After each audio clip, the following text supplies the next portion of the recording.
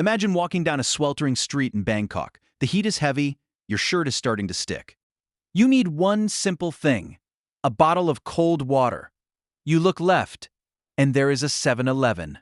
You look right, and there is another one.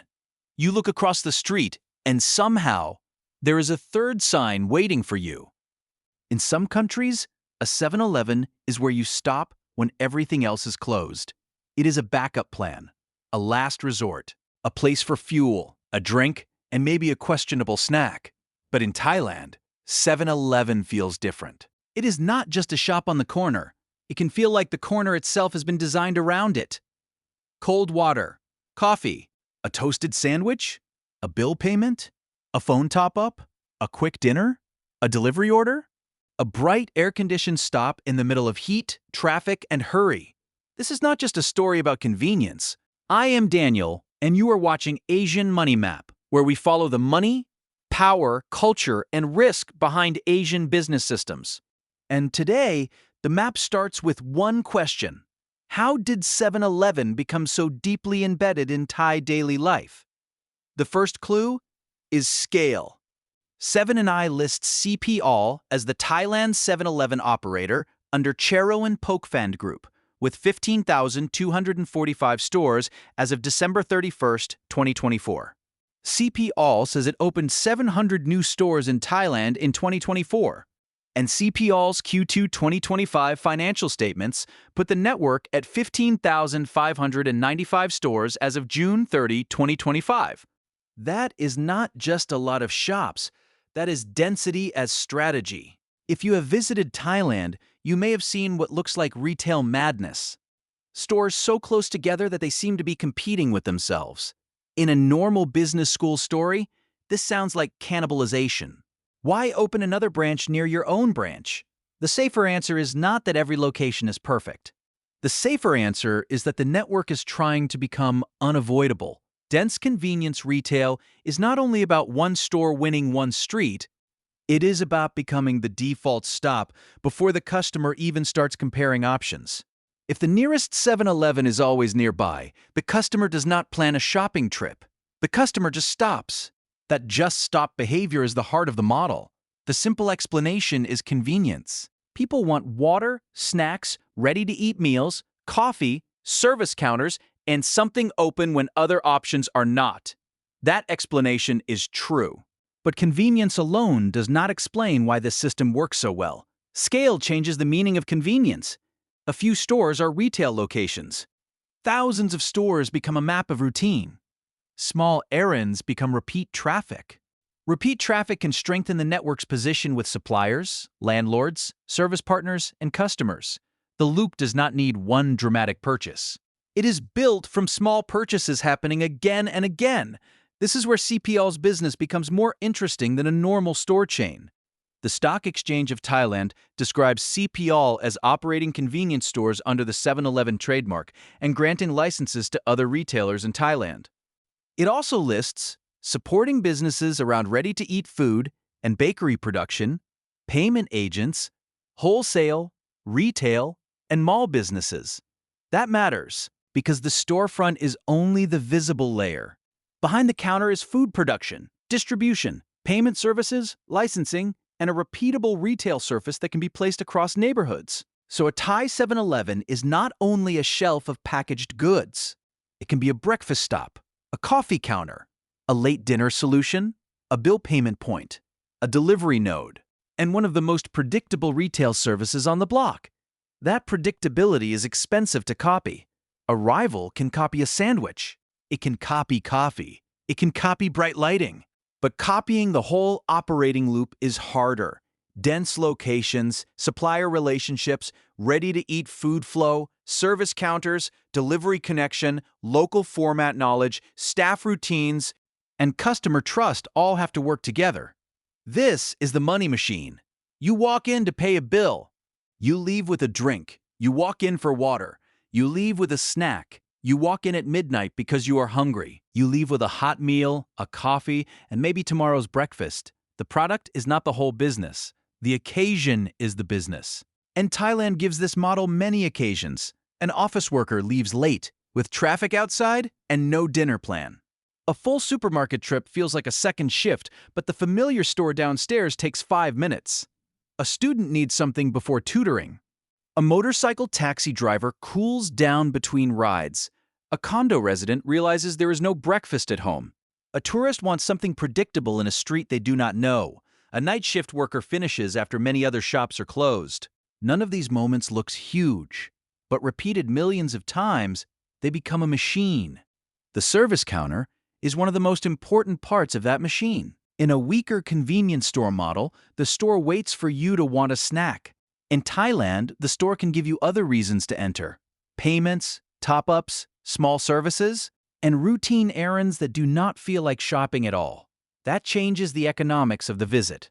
If a customer walks in for a service, the store does not need to win the whole dinner decision. It only needs to win the next 10 seconds, a cold drink near the counter, a coffee machine, a small dessert, a warm sandwich. One extra item turns a service trip into a retail transaction. That is why the 7-Eleven model in Thailand is so powerful. It does not depend on one heroic product. It creates many small reasons to enter and then many small chances to add one more purchase. Food is another part of the machine. In many markets, convenience store food is a punchline. It is the food of last resort. But Thailand is a country where everyday food is fast, competitive, and everywhere. For 7-Eleven to matter here, it cannot only sell chips and bottled drinks. It has to fit into a food culture where people already expect speed, heat, flavor, and value. That is why the small hot food moments matter. The toasted sandwich is not important because it is luxurious. It is important because it changes what the store feels like. A customer does not only see shelves, they see a hot, cheap, familiar option available late, quickly, and with no planning. That is a tiny behavioral shift. But retail power is often built from tiny behavioral shifts. The same logic applies to coffee and ready-to-eat meals. Each layer gives the customer another reason to enter. Once the customer is inside, the store has more chances to turn one errand into 2 transactions. CP All's 2024 segment presentation shows why this matters. Convenience stores represented 45% of revenue before intercompany eliminations and 57% of profit before income tax expenses. That does not mean every store is equally profitable, but in that presentation, the convenience store segment was a major profit engine for the group. Now follow the power map. 7-Eleven is a global brand, but the Thai business is local in a very important way. 7&I explains that in many markets where it does not operate through its own subsidiaries, local corporate groups operate 7-Eleven stores as area licensees. In Thailand, that operator is CP All. CP All was established in 1988 and listed on the Stock Exchange of Thailand in 2003. The global sign creates recognition, but local execution creates the daily machine. A local operator has to understand locations, suppliers, labor, traffic, store hours, consumer routines, service partners, and the economics of each format. That local knowledge turns a famous logo into a working network, and the network is not built from one kind of store. CP All's 2025 AGM materials said the 2024 store base included 743 company-owned stores and 502 stores under SBP and sub-area arrangements. Roughly a 51-49 split. The Q2 2025 financial statements then broke the network into 7,959 company-owned stores, 6,710 under management agreements, and 926 under sublicense agreements. The point is not that every location is identical. The point is that the system can expand through multiple operating formats while keeping one brand promise. That is the leverage. It is not the power to force everyone to shop in one place. It is the power to coordinate thousands of small retail nodes under one sign, one service layer, one food and distribution logic, and one customer expectation. A customer sees a corner shop. CP All sees a node. Every node can sell food, drinks, daily products, and services. The network can extend the brand into delivery. Each stop can make the next visit feel less like a choice and more like part of the route. This is where the logistics story matters, even without pretending we can see every internal algorithm. A small store does not have infinite shelf space. If it wants to sell hot food, Cold drinks, coffee, snacks, daily goods and services, the flow behind the store has to be disciplined. The shelves need to be refreshed. Local demand has to be understood. A university area, an office area, a tourist street, and a residential block do not behave the same way. That is the hidden work behind the easy stop. The customer sees 2 minutes at the counter. The business has to manage the supply chain, staff routine, product mix, payment layer, delivery surface, and location economics that make those 2 minutes feel effortless. This is the Asian angle that generic business stories often miss. In many Asian cities, retail is not only about a big weekly shopping trip, it is about proximity, trust, speed, and small repeated purchases. The winning store is not always the biggest store. Sometimes it is the store that removes the most friction from daily life. In Thailand, that friction is practical: heat, traffic, dense neighborhoods, long commutes, tourism, late-night work, small apartments, service counters, and trust in nearby solutions. This is culture, but not in the lazy sense of saying everyone behaves the same way. It is about the shape of daily life. When the store fits that shape, it stops feeling like a store you choose. It becomes a store you simply use. And that is powerful. But dominance always carries risk. The first risk is density. A dense network can make the brand hard to avoid, but individual locations may still compete for the same customer flow. The network can be strong in total, while some sites feel pressure locally. The second risk is incentives. Company-owned stores, management agreement stores, and sublicense arrangements may not feel the economics in the same way. To the customer, the brand looks unified. Behind the counter, the business model can be more complicated. The third risk is the traditional shop. A small neighborhood store does not only compete with 7-Eleven on price. Pressure can come from lighting, opening hours, payment services, food safety perception, air conditioning, delivery access, supplier promotions, and the customer's belief that the same product will be available tomorrow. That does not mean every traditional shop disappears.